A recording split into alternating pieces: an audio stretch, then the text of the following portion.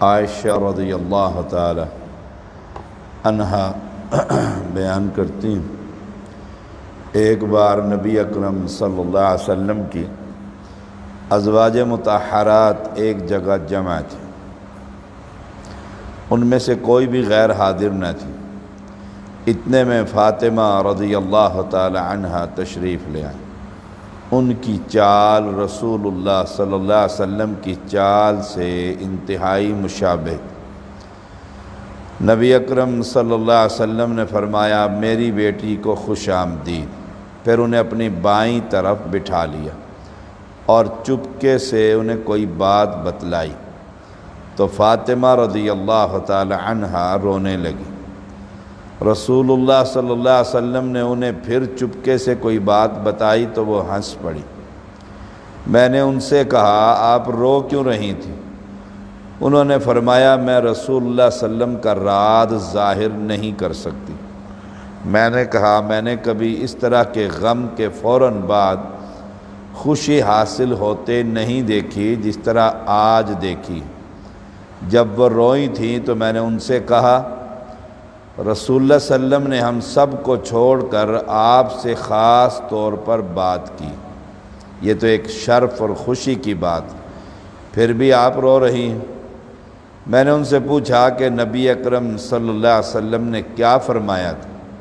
انہوں نے کہا میں اللہ کے رسول صلی اللہ علیہ وسلم کا راز ظاہر نہیں کر سکتی۔ جب نبی اکرم صلی اللہ علیہ وسلم کی وفات ہو گئی تو اس کے بعد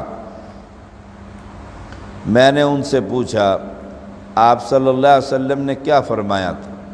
تو فاطمہ رضی اللہ تعالی عنہا نے فرمایا رسول اللہ صلی اللہ علیہ وسلم مجھے بتا رہے تھے کہ جبریل علیہ السلام آپ صلی اللہ علیہ وسلم کے ساتھ ہر سال ایک بار قرآن مجید کا دور کیا کرتے تھے، اس سال 2 بار دور کیا، اور آپ صلی اللہ علیہ وسلم نے فرمایا میرا یہی خیال ہے کہ میرا وقت قریب آ گیا اور میرے گھرانے میں سب سے پہلے تم مجھ سے ملو گی اور میں تمہارا بہتر پیش رو ہوں۔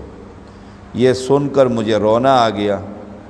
پھر نبی اکرم صلی اللہ علیہ وسلم نے مجھ سے سرگوشی میں فرمایا کیا تم اس بات سے خوش نہیں ہو کہ تم مومنوں کی عورتوں کی سردار ہو؟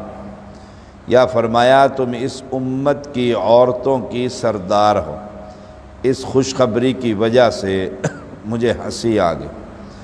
یہ واقعہ رسول اللہ صلی اللہ علیہ وسلم کی مرض وفات کے دوران میں پیش آیا جب تمام امہات المومنین رسول اللہ صلی اللہ علیہ وسلم کی خدمت میں حاضر تھیں۔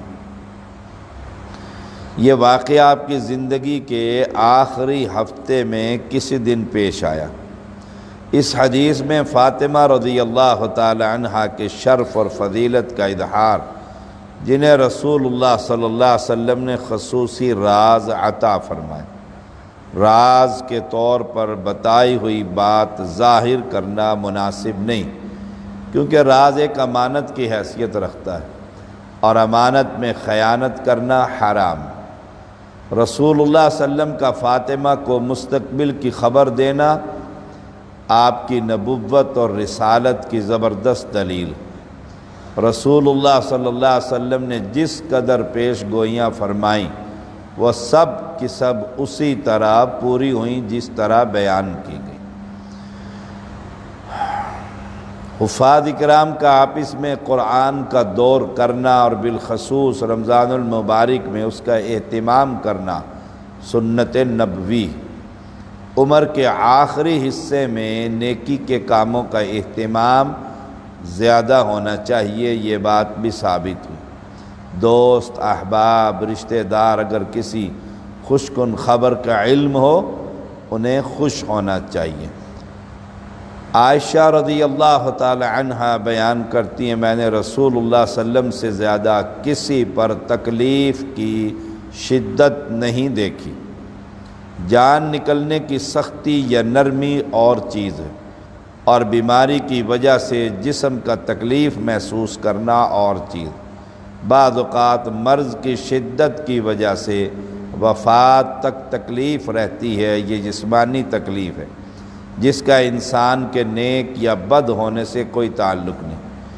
جان نکلتے وقت فرشتوں کی سختی کی وجہ سے حاصل ہونے والی تکلیف کا تعلق روح سے ہے، اسے قریب بیٹھے ہوئے لوگ بھی محسوس نہیں کر سکتے۔ البتہ یہ تکلیف گناہ گاروں اور کافروں کو ان کے جرائم کے مطابق کم یا زیادہ ہوتی ہے۔ عائشہ رضی اللہ تعالی عنہا بیان کرتی ہیں، میں نے رسول اللہ صلی اللہ علیہ وسلم کو دیکھا جب کہ آپ کا آخری وقت تھا۔ آپ کے پاس پانی کا ایک پیالہ تھا، نبی اکرم صلی اللہ علیہ وسلم پیالے میں ہاتھ ڈالتے، پھر چہرے پر پھیر لیتے، پھر فرماتے، اے اللہ موت کی سختیوں پر میری مدد فرما، اور یہ الفاظ ادا کرتے، لا الہ الا اللہ ان للموت سکرات، اللہ کے سوا کوئی معبود نہیں، یقیناً موت کی سختیاں ہوتی ہیں۔ رسول اللہ صلی اللہ علیہ وسلم نے زندگی کے آخری وقت میں چہرے پر پانی والا ہاتھ پھیرا۔ آپ کو کیونکہ سخت بخار تھا، وفات سے 4 دن پہلے آپ نے غسل بھی فرمایا تاکہ بخار کی شدت کم ہو جائے اور نماز باجماعت ادا فرمائیں، لیکن کمزوری کی وجہ سے مسجد نہ جا سکے۔ نبی اکرم صلی اللہ علیہ وسلم نے آخری وقت بھی اللہ کی طرف توجہ فرمائی۔ مسلمان کو بھی چاہیے سخت سے سخت حالات میں اللہ ہی کی طرف توجہ کرے۔ مولا کریم ہم سب کو موت کے وقت کلمہ طیب نصیب فرما۔ ہمارے رانا الطاف صاحب بڑے بیمار ہیں، اللہ کریم انہیں شفا عطا فرما۔ ایمان والی، صحت والی، عبادت والی ہم سب کو لمبی زندگی عطا فرما۔ پریشان لوگوں کی پریشانیاں یا رب دور فرما۔ مولا کریم مسجد کو آباد کرنے والوں کی نسلوں کو بھی آباد فرما۔ ربنا تقبل منا انک انت السمیع العلیم وتب علینا انک انت التواب الرحیم۔ صلی اللہ تعالی علی خیر خلقہ محمد وآلہ وصحبہ اجمعین برحمتک یا ارحم الراحمین۔